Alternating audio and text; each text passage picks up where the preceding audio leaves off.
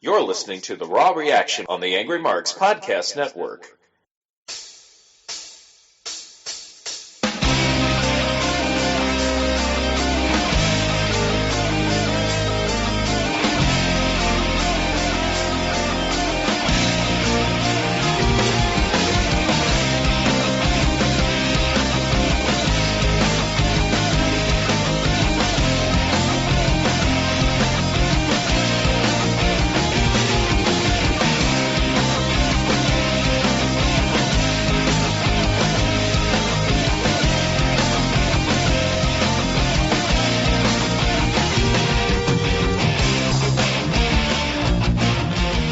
Yeah! We are back. It is the original, non-original, original, non-original, original Raw Reaction. I'm talking about myself, Angry Tensai, with my main man. I'm talking about the big dick, because you know I love the dick. You know I need the dick, and tonight I got the dick. Big Dick, how you doing tonight, brother? Feeling pretty good, man. Feeling pretty good. I'm full staff right about now. It was a solid night. Dude, I'm glad that your dick is back from Germany. Are you on U.S. soil right now, brother? I am. My passport was stamped at 2 o'clock this afternoon, and it was a beautiful, beautiful thing. I teared up a little bit. Dude, welcome back, number one. And I know all the fans of Raw Reaction want to know, how was Germany and how was Oktoberfest? It was unbelievable. It was better than the movie Euro Trip. How much did you drink? Quite a lot. I remember walking a quarter mile back to the place I was there. I remember one time. Did you go to Vondersex at all, like on Euro Trip? I did not find that sense. Was there any hot chicks involved, like one half of the twins in that movie? There were many hot twins there. Many hot twins, and they were wearing the Drundles, the little cute little German dresses. I had my lederhosen on. Oh, God. So it was quite the scene to be seen. I hope somewhere around, I want to say Eastern, because I know that's the way you'd go. You wouldn't find a girl from Western Europe. That's more my speed. I'm hoping some Eastern European girl is carrying V4 as we speak, which would be your son. That could very much be the case. I usually I actually that might be the case, especially after this trip. I usually have my plan B available for coffee the next morning. The gentlemanly thing to do, I think. And unfortunately, it was in short supply in Eastern Europe. Well, you know, we are in the international flavor tonight. We'll be talking about Rusev tonight of Raw fame. But you know, before we got, I was making a comment, and you know, we don't get too political here on Raw Reaction because we're here to watch wrestling. But me and Kev were just talking, our producer Kill Kev, who you all know very well, about the terrorist group known as ISIS, who, you know what, these son of a bitches, I agree with Obama. They are the JV team. They're on their soil, messing with a bunch of reporters. Listen, you come on our side of the mountain. You come down to Peachtree Street in Georgia. You come on down. You go to the Atlanta Mall down on Peachtree. It ain't gonna go well for you, ISIS. Let me tell you something. You come down to the Deep South, it ain't going to end well for you. I know as a Yankee myself, you don't go down to the Deep South. Big Dick, what happens in the Deep South? Lots of curb stompings, lots of other things, especially to gentlemen of the ISIS persuasion. Have you ever took a trip down to Cobb County, Georgia? I have. I've done some hard time with the big boss man. Well, I'll tell you something. If you're wearing a turban or some kind of crazy getup, or you're Canadian, you will be serving hard time. Because in my mind, they're one and the same. Anyway, Raw tonight. Interesting show. You know, one thing I've been doing, Big Dick, over the last few weeks is I've been naming every episode. And I want to name tonight's episode Introduction or Enter the Gator. Huge developments on Raw tonight. There's a new character, played by a character that looks sort of like Hornswoggle, known as the Gator. The Gator is the official mascot of Slater Gator, which is Heath Slater and Mr. Titus O'Neil, who was at ringside with Jesse Jackson, who at one time referred to himself as the HNIC, which I'm not even repeating what that is because I don't really know what it stands for, but I've heard he calls himself that. Jesse Jackson was really there? Yes, he was there. I'm not kidding around. Jesse Jackson actually was with Titus O'Neil tonight. And I have to say, it was quite the event as Slater Gator, with their Gator, was able to beat the Matadores. Wow, what a win for Slater Gator. How do you feel about that? You know what? I think this Gator might just be surpassing Los Torito as the biggest little impact in WWE. Well, I'm excited about it. You know, ever since I personally, as you all know, I moved to Jacksonville, Florida myself. So I'm not too far away from the Panhandle. And I'm a big Gators fan, so I'm glad to see the Gator being such a central part of the show. So I'm glad to be down in the deep south where I belong. I was hoping that Tim Tebow would make a run out during that match, but apparently he was leading a sermon. He's above all this. Also tonight, you know, I have to say, although I think Big Show has turned into a complete bozo, I really do believe he's above Rusev. And I for some reason have a hard time seeing how Rusev is going to beat the Big Show. They furthered their feud tonight. Big Show essentially laughed in his face and ran him out of the ring and defended knocking him out on SmackDown. My question to you is, what do you see happening with this whole Rusev Big Show deal? Well, I think we had alluded to it, I think, a couple weeks ago. I think that next week it's Rusev Big Show in a match. I think that's going to get thrown out. There'll be a disqualification or some type of false finish there. That just doesn't really leave an ending of this. And you know what? I think they have a match at the pay-per-view, and I wouldn't be surprised to see Henry get involved or Rusev. Could you see the Gator from Slater Gator interfering in this match in any capacity? You know what? I'm not sure I could. I could see him possibly doing some Gator rolls with what's his name? The Wyatts. I see him do some Gator rolls. I could see him coming out with Adam Rose as a Rosebud. Not sure I could see him getting involved with that match. I just think the Gator is a transcendent character, much like Stone Cold Steve Austin is, and I think he will be involved in every angle and interfere in almost every match, just because he is the new focal point in the show, and that was clear tonight. And listen, kids love the Gator. Kids hate Rusev. They hate Rusev. Who likes Rusev? Kids don't. And they wouldn't let Rusev squash the Gator. Now, listen, if Rusev puts the accolade on the Gator, all bets are off. I mean, talk about heel. But I personally think it's a little too close to call at this time. You do think Rusev will beat Big Show or no? I think he will. Wow. But I think there's going to be some interference. I just don't see. I don't know. They built up Rusev so much, and I mean, don't get me wrong. Big Show's former champion. He's a big name. I don't necessarily know if he's the one. I think you can put somebody over taking him out. You're not putting a Big Show over doing this. I mean, don't get me wrong. These are the biggest cheers he's had in about 5 years since his failed strip mall investments and things of that nature. But I mean, this is like he got some pretty good cheers tonight. So I think that I think Rusev's getting the hate more than he's getting the cheers. I think that like somebody like Roman Reigns could come back might be the one to end Rusev's reign of terror. Rusev could be the one who beat the one who beat the one who beat the one who owned the strip malls. We'll see. Could happen. Now I have a question. Is the Gator? I missed the match tonight. That match, is the Gator a Q dog like Titus O'Neil? Okay, but the Gator. What I like about the Gator that's different than all the other jackass short wrestlers and characters. Like a bunny is generally on all fours, but it can pop up. Torito Bull would be on all fours. The Gator actually is on all fours, which I think is awesome. So the Gator actually looks like a gator crawling around the ring. And the Gator obviously can't really see what it's doing when it's crawling around the mat, which makes it even better. The Gator is the best and most transcendent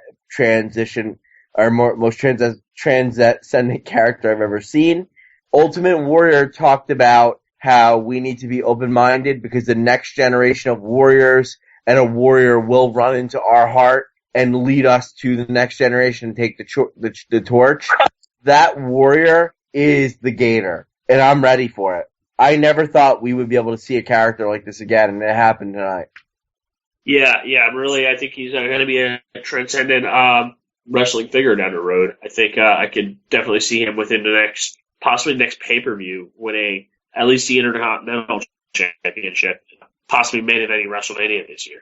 Oh, definitely. I could see the Gator in the main event. I mean, The Rock versus the Gator would sell at any arena anywhere. And, I love Brock Lesnar. I love what he's doing. He's making meaning to the title again, but he's no match for the Gator. I mean, he would go down quick, and I don't think that would sell pay-per-views. Let me ask you this. So tonight is Breast Cancer Awareness Month kicking in for October. We're learning about Susan G. Komen Foundation once again. Hulk Hogan comes out to pump up the initiative. Did you notice the gut on Hogan? The what on Hogan? The gut. Yeah, he definitely looks like he's been putting out a few beers in his retirement. But I got it. You know what? I mean, he's running the Hogan Beach Shop down in Greater Tampa Bay area. So what is that? That could be a very stressful job. And I think there's a corn dog stand right next to it. What is the Hogan store in Tampa Bay? It's a store. It's like they sell like a bunch of wrestling merchandise and stuff like that. Let me ask you this question.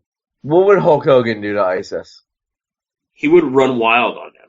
And not only would he run wild on them, he would be the Ryback to ISIS being some little bitch in the shower. You know what pisses me off?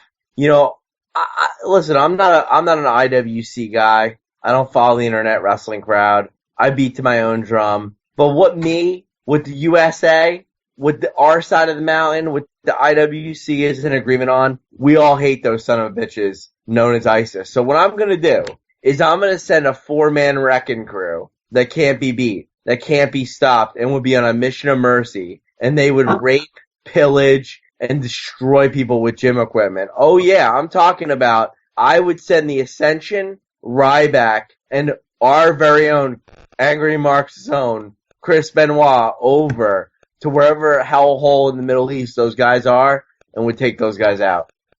How about that? That would be quite the team. I think that Chris Benoit could really do some damage over there. He's a madman, dude. You can't mess with him. He is a madman. Yes. The crippler is just that. He is the crippler. And the last person he put in a movie, he incapacitated. He is the crippler. The last couple of people. Oh, no. Forever. That took it too far? That took it too far? That did take it too far. Kev, did that take it too far? Just about. I was going to say, Kev's like, fuck, I have a lot of editing to do tonight. Yeah, that's not gonna make the iTunes version of the show. The good news is I could name the people listening to the show right now, and it's Kev, Ian Clark, Mr. Custer, and Seth Draken, so we don't have to worry about too many listeners. And Seth Draken in chat chiming in with F the Komen Foundation. Wow, that is probably the most horrible thing I've ever read in my life. Then you obviously didn't read my rant I wrote a couple years ago about WWE's involvement. Yeah, they take 70% of the funds.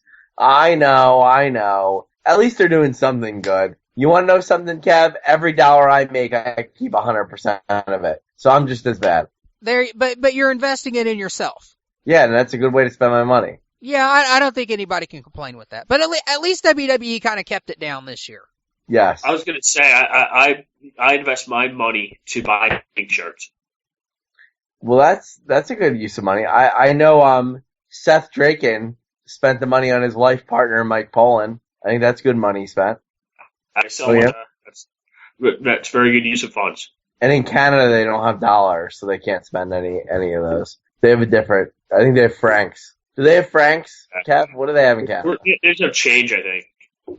Yeah. They're a socialist nation anyway. Rubles, possibly? In Canada, they have Canadian dollars. They don't have I French. thought Super Bowl there, no? And then they also have Canadian Tire money. How But come? did they also have French Canadian money? No. Yeah.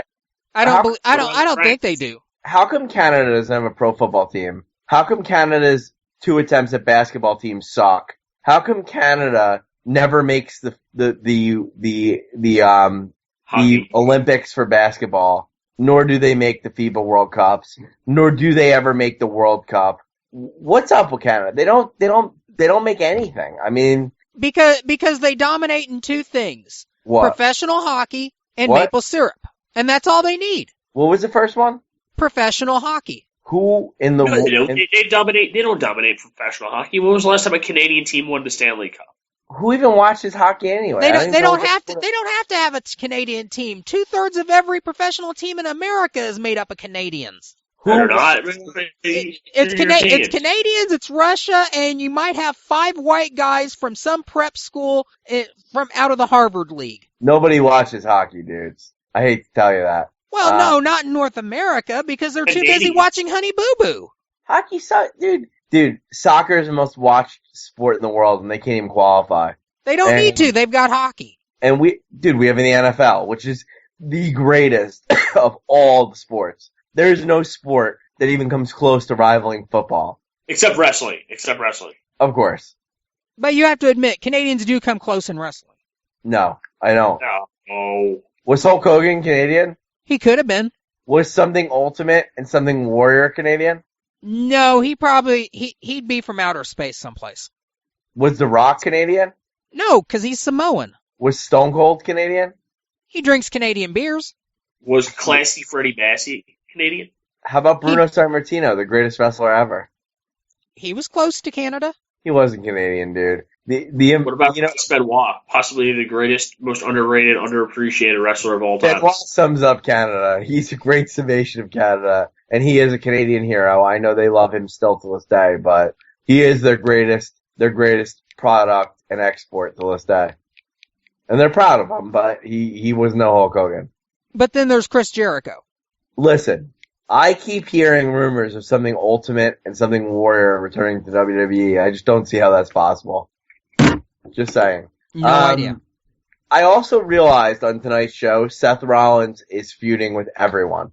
Basically, the first segment of the night was the Authority defending Seth Rollins, and Seth Rollins essentially getting into a further feud of animosity with Dean Ambrose and John Cena, both separately, which leads to a tag team match tonight between Ambrose and Cena versus Orton and Kane, because Seth can't fight his own battles. What I did like best about the first segment was Jamie Noble and Joey Mercury are apparently not only road agents, but now Triple H's right-hand men from the internal WWE corporate side. So it was great to see those guys. I don't know if it's a good idea to put Seth in every feud, but he certainly featured. Big Dick, how do you feel about that?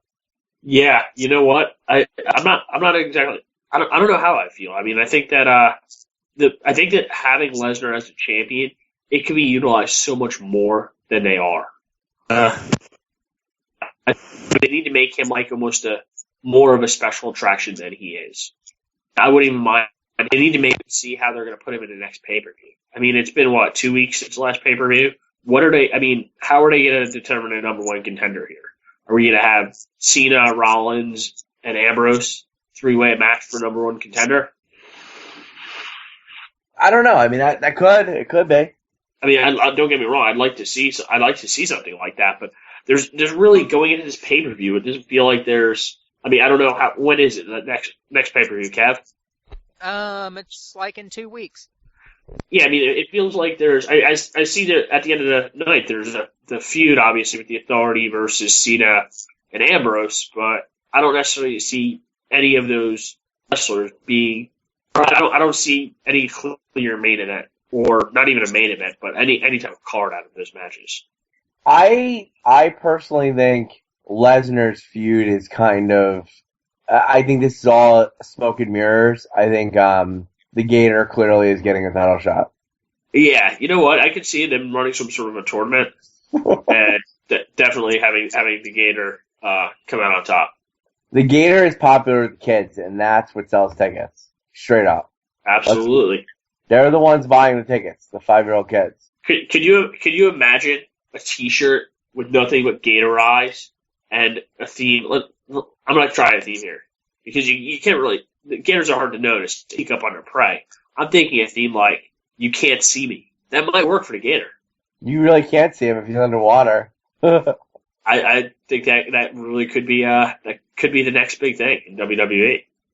I could see it. The current big thing is Brock Lesnar, but it wasn't definitive who he'd be facing. If you had to look at it on the surface, I guess it kind of looks like Cena stays with Brock, but who knows? Tonight. I don't think they do that. I don't think they can really pull that off again, just because. I mean, this happened the last 2 pay-per-views. Cena's lost both of those matches. And, I mean, I get Cena has an argument. Maybe a 3-way match, I think, with Rollins, Brock Lesnar, and Cena, with Ambrose running to take out Rollins or something along those lines. Right. Well, let me ask you this. We saw a lot tonight with Seth Rollins. Do you think he's ready to take the next step? No. I think, and this goes back to saying one of the things that you're an absolute hater of is the chicken shit heel. Yeah. I think he sort of epitomizes it. I don't think it's necessarily a champion when you have it, especially when you're paying somebody like Brock Lesnar to come in there. I mean, it's good at all setup. He could set up a match. I mean, I could almost even say Rollins, Kane, and Orton versus Cena and Ambrose, because I feel like there's almost. It seems like Ambrose is almost ascending John Cena, not in merchandise sales and 5-year-old kid love, but just crowd reaction and just general following. So I think this is really because a push here. He seems to be getting quite a bit of positive reactions, and crowd really loves him. I've voiced my opinion before. Some of his moves are quite innovative, except for his push here, his diving headbutt of Kane tonight. That wasn't all that great when he got his bottom foot caught on the rope there. But other than that, I mean, he's taking the chances, making the moves, and like I said, it seems like every week he's coming up with a new move or two. That's freaking awesome. You there? Mm-hmm. Yes. Hey. Yes. There? Chicken head. Yes. What are you ordering dinner? No, why? You said chicken head. Yes. It's a bitch. Are you okay? Yeah, of course I am. I'm sitting here talking about wrestling. You just went silent and then you just start saying yes, chicken head. I think I saw too many animal characters, such as the rabbit, the gator, and I think there was another animal that maybe. Are you hallucinating right now? And El Torito. I'm having visions of El Toritos, rabbits, and gators. Oh my, flying through my head. Oh, good grief! Get back on track here. I will. I absolutely will. One of my favorite segments of the movie, and I actually think I texted you, Angry Tensei, when this happened. When Ambrose was in the ring with Rollins' stolen briefcase, they basically brought down the two backstage faces, or new backstage faces of WWE, Joey Mercury and Jamie Noble, who apparently have replaced Finley Pat Patterson. And they come down. Ambrose basically sends them scurrying to the back. Then they come diving head for security guards. And they're at the edge of the ring. Rollins sitting back up at the ramp. And Ambrose says something to the effect of, "Hey, I think I recognize you guys. Weren't you guys Rosebuds last week?" Which I thought was absolutely. I thought that was like CM Punk-esque as far as his threat. Calling that out. Was quite amazing. CM Punk was certainly in the air tonight, as you saw the Colt Cabana had in the crowd. And hey, tonight's a night of trolling. I have to say, Ian Clark in chat with maybe the funniest comment in the history of this network. as a response to my chicken head comment. And we're witnessing our first on-air stroke. I love that. That is hysterical. Thank you, Ian Clark. Anyway, Vic, did you get a chance to see the Rosa Mendes Layla match tonight? Not much of it. Not much. Well, it wasn't a very long match. Tyson Kidd. Yes, Tyson Kidd and Natalya were at ringside. Not ringside, because that would indicate a stroke. They were at ringside with the chicken head and themselves in the corner of Rosa. Layla wins the match because essentially Tyson Kidd was playing with his Beats, which are his headphones the whole time at the ringside, and somehow Kidd playing with his Beats caused a distraction. Rosa wins the match, or excuse me, Layla wins the match. Rosa loses. I don't get it. I don't understand it. I don't know. I mean, are they trying to make Tyson Kidd any less relevant than he is right now? They're trying to make him sick. I don't know. Like, what are they trying to make him? Like a 16-year-old kid? I don't know. He's playing Beats. Yeah, but he's banging Natalya. Well, on Total Divas, he's a total asshole. Yeah, but you know what? You gotta treat women like shit, or else they don't love you. They don't appreciate you. I'd like to dig a little bit deeper, because I have snapped out of it. So imagine your wife's been listening to the podcast? No, I have snapped out of it a little bit. But what was I saying about chicken heads? Seriously. You know what? I am not going to edit that out of the podcast. You're just going to have to download the show and listen. What did I say? We're not telling you. I'm not editing it. We're moving on. Was it bad?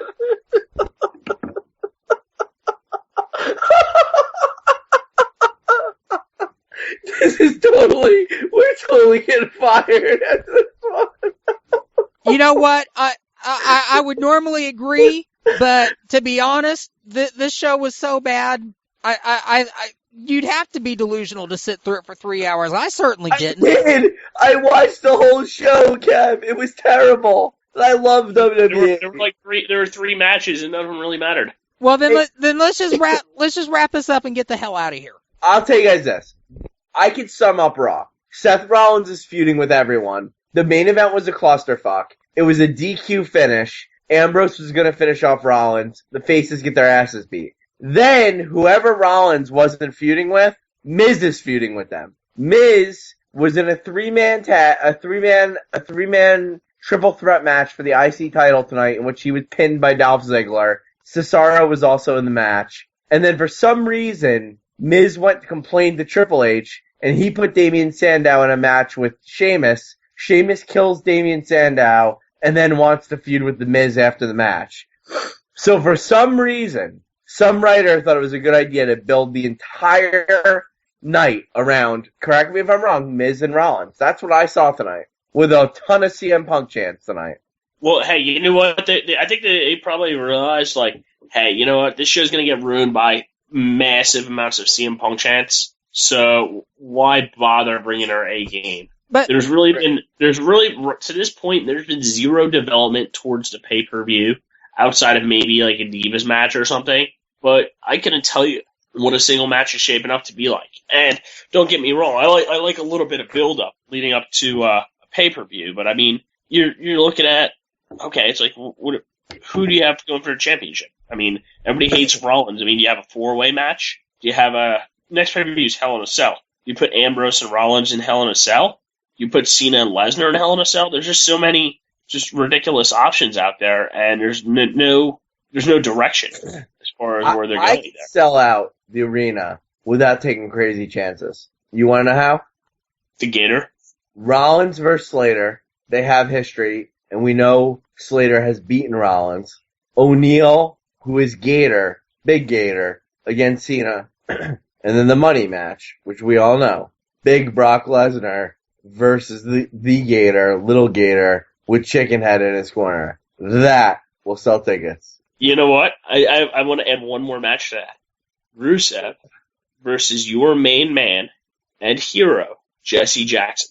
Wow. with Al Sharpton in his corner. If you listen to our shows over the last few weeks, you have come full circle. I gotta tell you something. I was down in Atlantic City recently, and I don't know how tells you how well endowed this man is. I was down in Atlantic City this weekend. I was all the way across the boardwalk at the Borgata. I was at the Rusev roast. Bunch of wrestlers, comedians. They were roasting Rusev. Interestingly enough, down at the boardwalk at the Taj Mahal, they were roasting Rusev's penis at the same time. It was amazing. That was a great joke that's going to fly under the radar, but think about it, people. That's a pretty good joke. Anyway, we know Slater Gator getting their big win and introducing the Gator was the focal point of the show, but something else very big happened tonight that I do want to talk about. There is a man who I used to hate that I have slowly fallen in love with. Mr. Bo Dallas. I love Bo Dallas. One of the best characters in all of WWE. And Bo Dallas, to me, is a full-fledged face after tonight. Mark Henry takes on Bo Dallas. Bo Dallas comes out and basically calls Mark Henry a loser and said the reason he didn't lose is because he didn't believe. Don't worry about the fans. Worry about yourself. Believe. Whatever. The match gets started. Mark Henry's in control. He goes for the Vader bomb. He misses the Vader bomb. Bo Dallas counters out of it and cleanly Bo-dogs Mark Henry and beats the former world champion. Huge win for Bo Dallas. It was awesome. It was completely clean and it was quick. It was decisive. Good for Bo Dallas. You know what I know what I see coming of this? What? I see a pre-pay-per-view match coming up in the next pay-per-view for Bo Dallas. We don't know that yet. Bo Dallas definitely probably turned face because in the interview after the match, Renee Young was talking up Bo Dallas about how big of a win it was, and Mark Henry just basically pummeled him from behind, cheap shot, hit him with weapons, hit him with everything, and the crowd hated it. They booed the shit out of Mark Henry. Bo Dallas, is he a full-fledged face? I don't know. And how does this gimmick work as a face? Kev, what do you think of that? I certainly don't think of him as a face.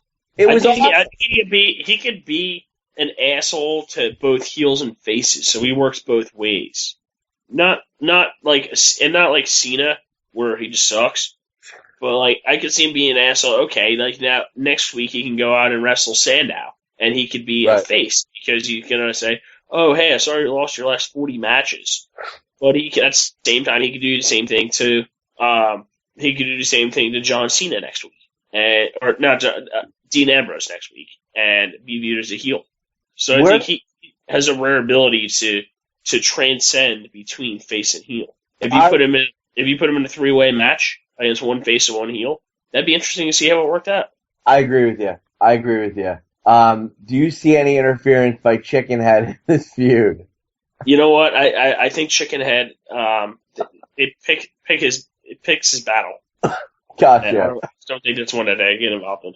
Now, I want to, Raw is what it is. The pay-per-view's forming. It wasn't the best episode we've ever covered. It had so much potential tonight in Chicago. Just didn't deliver. However, I was able to get my hot little hands on some NXT footage this weekend, and I did see the debut of Finn Balor alongside of Hideo Itami, who are two big independent wrestlers that were very impressive. They beat the hell out of the Ascension. You probably know who they are, Big Dick. I'm positive Kevin knows who they are. They look pretty damn awesome. What can you tell us about these guys, Kev? Actually, I've not seen either one of these wrestle because they've had their careers pretty much over in Japan, and I've not watched Japanese wrestling for several years. But that said, they have very strong reputations in the pro wrestling world outside of WWE, and they're going to be very valued additions to the WWE family. For sure. Now, are these wrestlers of the Asian persuasion, or are these American wrestlers who have trained over in Japan? Well, kind of a combo. Sort of like the Angry Tensai. Yes. Kenta, who is Hideo Itami, is a Japanese wrestler. And the other guy, I believe, is Irish. Or is he Am I wrong? Is he Irish, Kev? I can't remember if he actually is Irish, but he started off in the British pro wrestling scene and eventually made it up to the Japanese scene. And he's the the guy known as Finn Balor is pretty ripped, pretty jacked up, and I saw some of his stuff in Japan on YouTube, and the dude's pretty awesome. So NXT's looking pretty stacked right now. So exciting Now, I have time. a question for you, Angry Tensai. You follow NXT a little bit more than I do, to be honest with you. I do. Actually, a lot more. Would you rather in a tag team match on the next pay-per-view, the Ascension versus Team Japanese, or Goldust and Stardust versus, I don't even know who's still a tag team, the Usos, I guess? I would tell you this. People will sit there and tell you they had Sin Cara and Kalisto, whoever it was. They're the two Mexican guys that hold the tag titles versus the Ascension. I was not interested in that at all. I really wasn't. But what's happened in NXT is the Ascension held the tag titles so long. Now that they've dropped them, they're kind of where the Acolytes were when they were when they were doing main events with Austin and The Rock. They're kind of above the tag titles now. So I would tell you these two new individuals that have teamed up that are on the scene that are independent giants versus the Ascension would be bigger than anything WWE could field in the tag team circuit, I think, personally. So this has been an isolated thing. I don't think the tag team product NXT has been very good outside of the Ascension. I just think tag team wrestling is just not something WWE is prepared for at this time. I think TNA actually, and I hate to give them credit because their product sucks, but I'd say 2 years ago when they more than that, 3 years ago when they had Beer Money and they had the Dudleys and they had The Hardys, one wasn't in rehab. Yeah, Motor City Machine Guns. That was the best tag team division I've seen in a while. I just think WWE can't really fill the good tag team product. So to answer your question in a long form, I think that match in particular would be better than anything WWE could put on, but it's isolated. And I'm just trying to think of a way. It seems like these guys have been down in the farm system for quite a while now. I'm just trying to figure out a way. How do you bring them up out of nowhere? Like, I mean, do you do like a next invasion, or not a next Shield invasion? They're coming up. They're coming up. They're coming up because they're jobbing now, and they never jobbed.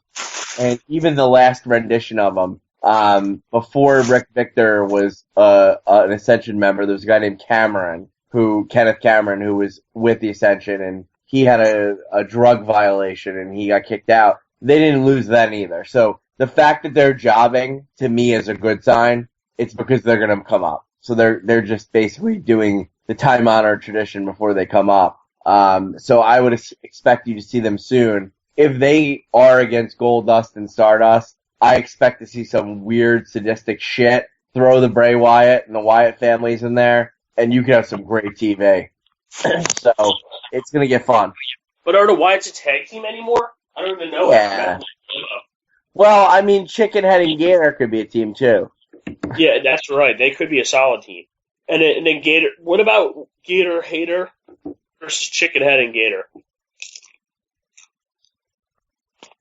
That would be an interesting matchup. No. Angry Tensai?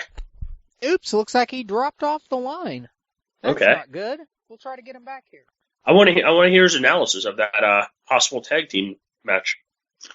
Well, we'll try that here in just a moment. Are you back, Mr. Tenzai? Excuse me, we had a little dead air there on my side. I just, not to interrupt you guys, but Gator Hater who Vic mentioned, Gator Hater would be comprised of Titus O'Neil and Rusev.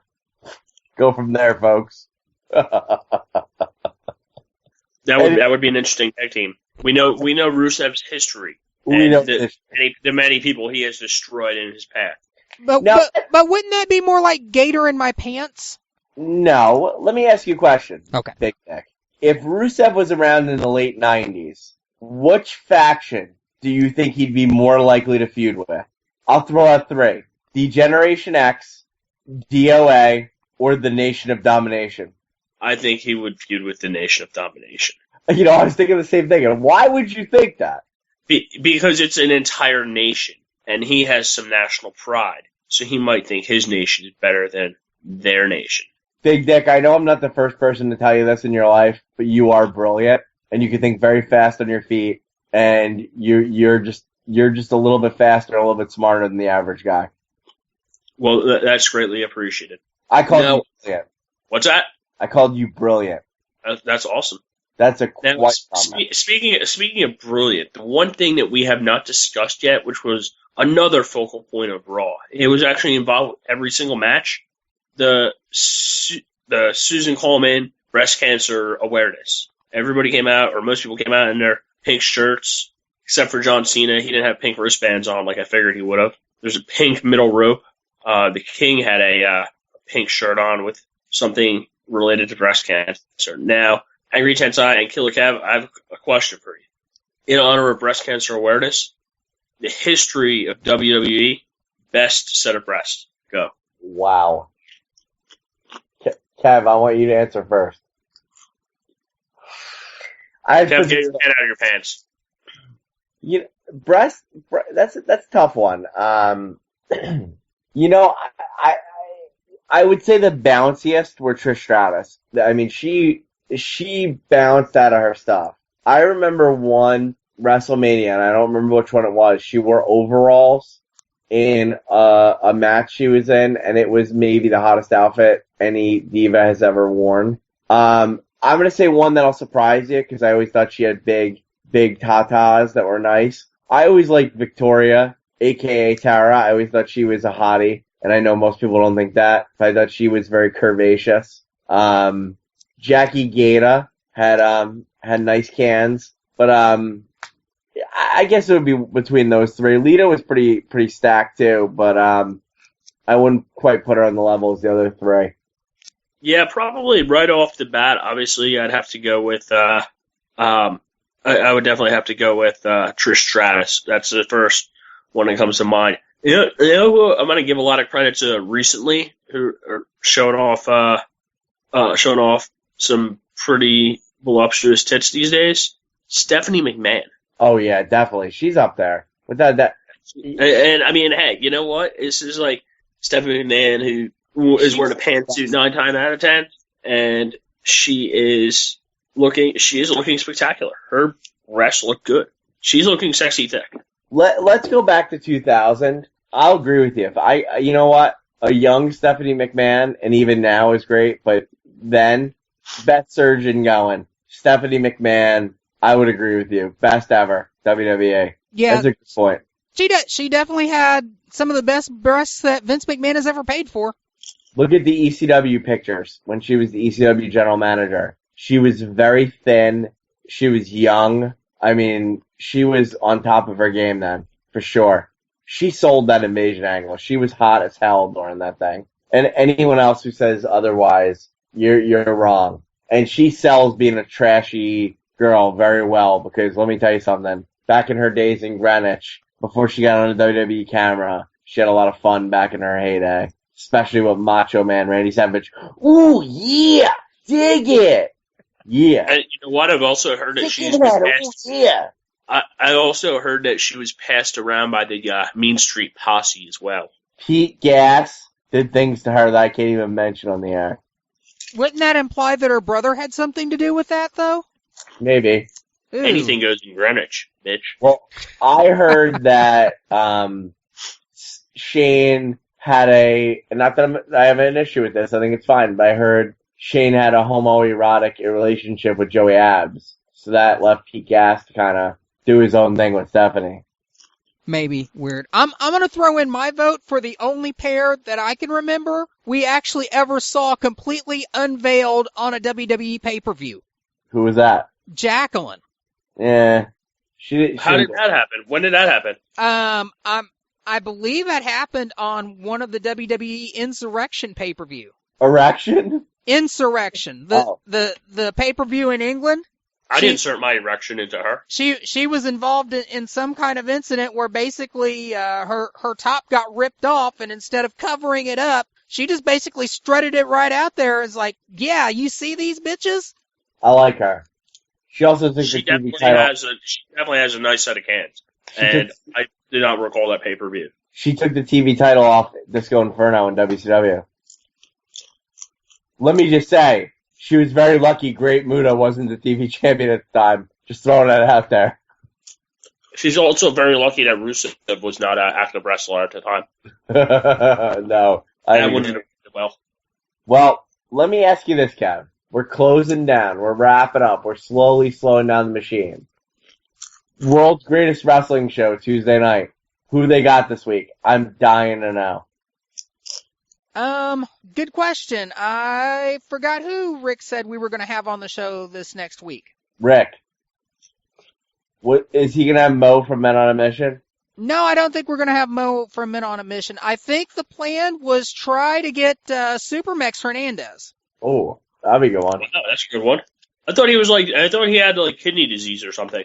Or no, that's what's his name? That's Conan. I have no idea. Oh, hey, guess what? I even found an animated GIF of Jacqueline losing it. Send it over. Kev, send it over. I'll post it right here in the chat room for you. See what you're missing when you're not in the live Angry Marks chat room? You're missing live boobies. Kev, I gotta ask you, especially the fact that we're on air. What was I saying about Chicken Head? You're gonna have to listen to the show. I'm not saying. I don't even remember. I know. Was I asleep? I have no idea what you were doing. I have no idea where How long you did it went. go on? It was only about a minute before you snapped into it. Was I trying or was I just babbling? I have no idea. You gotta admit, you gotta talk about the dedication of the Angry Tensai. I was gonna say, we need to get you drunk more often, Angry Tensai. You gotta talk about the dedication of the Angry Tensai. The dude's hanging on to consciousness. He's trying to broadcast. He's trying to give the fans WWE because he loves Angry Marks. He's going between La La Land and real life, and he's trying to hold it together. I totally love this kid, Angry Tensai. He's all heart. He's all heart, guys. All heart. You won't get that kind of charisma and heart on K4 on Sunday nights, or C4, the explosive. You won't get that on. You won't get that on TNA either. You won't get that on TNA. You might get that from the Impact Implosion, but you ain't gonna get that from TNA. C4. I didn't notice that TNA. Join us Sunday nights for C4, the explosive. It's a real explosive show. Is it C4 or is it K4? K4D, although I don't think there's a show planned for this week. What are they called? K4D. Oh, what's the D for? The show originally was named Kayfabe for Dummies. Are they our show or are they simulcast? It's simulcast. Oh, so they're kind of edits. But they were one of the original shows on Angry Marks. So they're like ads. They're basically more well-rested us. Yeah, pretty much. Okay. Now let me ask you, Kev, this is a great question. I gotta ask this. We've been around for a while, and I gotta say, my first 6 months, the time that we do the show really never affected me. Have any other hosts or shows ran into this sleepiness problem? Is this a trend of shows that you've seen in your time? Just only with Raw Reaction. Are we the first hosts to fall into this? Or hell no. I think it's happened pretty much to every host on this show over the years. They've fallen asleep? It's just, it's 3 hours of Raw, and sometimes it's exhausting, and sometimes it's nauseating, and sometimes, you're struggling to keep up just to do this show. I think if Raw was to look for a new host, they should listen to our show. Because, clearly Vic and I haven't passed the test. But if someone can make it through the 3 hours and do a great show, that's who should be the heir apparent to Michael Cole and JBL, don't you think? I think you two should, absolutely. No, not us. No. Kill Kevin, you used to do it. You never missed a beat when you were the host. You were amazing. Almost never. But I did fall asleep a few times. On the air? Well, not on the air. I wouldn't even make it to air. Well, yeah, but that happens to everybody. I've had Stevie J trying to call me at 11:30 at night to get me on the air, and once or twice I've been passed out. You did it a month or two ago. Yeah, I've done it once or twice since you guys have been here. Well, I can tell you that I do think Chickenhead played into tiredness. I don't know where the fuck that came from, but it was awesome. So, guys, I got some breaking news. I've got about 45 emails in the last 2 days. Apparently, my WWE Network subscription has expired. Don't pay it. No, I think I'm gonna hold off to like Survivor Series or something. Me too. So I get that, and then I want to get through WrestleMania. But there's no good pay-per-views coming up, and even Survivor Series. It used to be so good. It's not anymore. Hold your $10. $9.99. Well, Didn't you hear the 40 plugs a month or two ago? yeah, it's $9.99, and you get access to the debut of the Gator. Shit, that'd be worth paying for a year of it right up front. Well, more to come. Well, this has been Raw Reaction for this week. Kev or Vic, is there anything you guys want to plug before we get the hell out of here? I think everybody should go to Oktoberfest next year. I agree. You gonna pay for the tickets? Yeah. After I get my California Dreamin' package for WrestleMania. You said that was in the mail, yeah? Yep, that's in the mail.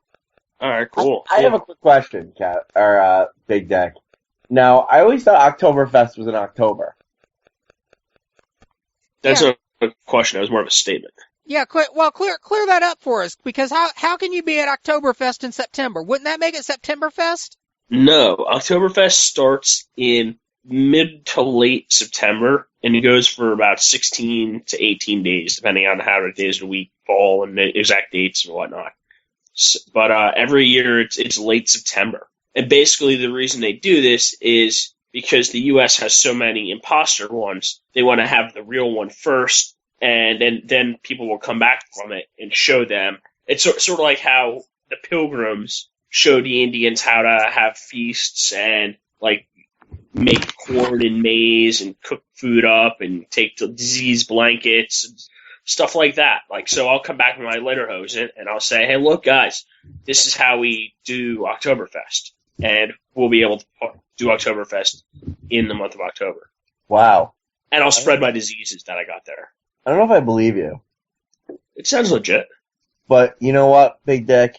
You are a man of conviction, and you are a man of class, and I'm glad that your international travels were good, and I'm glad that you were not intercepted by any type of terrorist of any sort, and I'm glad that you were able to discuss Chickenhead with our sleepy counterpart tonight.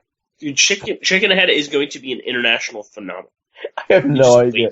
All I know is, I guess I'll throw this out there before we leave. But in my world, and maybe we're dated, Big Deck. I mean, we are a little bit older than the majority of our audience. In our world, a Chickenhead was a girl that was very giving, back in the day. Would you agree with that statement? Yes, to be honest with you, I would say a good Chickenhead candidate, which I would also probably use the term jailbait candidate, would be a younger AJ Lee. Yes. I'll tell you who really defines Chickenhead, and I know she gets a ton of burn on this show, but Ewan really is a Chickenhead in every sense of the term. Ewan is a Chickenhead.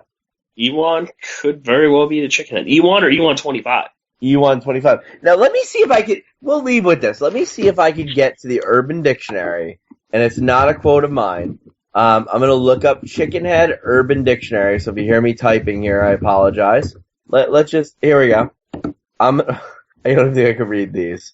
A female who likes I'm not going to read the rest of that. A female who likes giving blank, bobbing up and down like a chicken.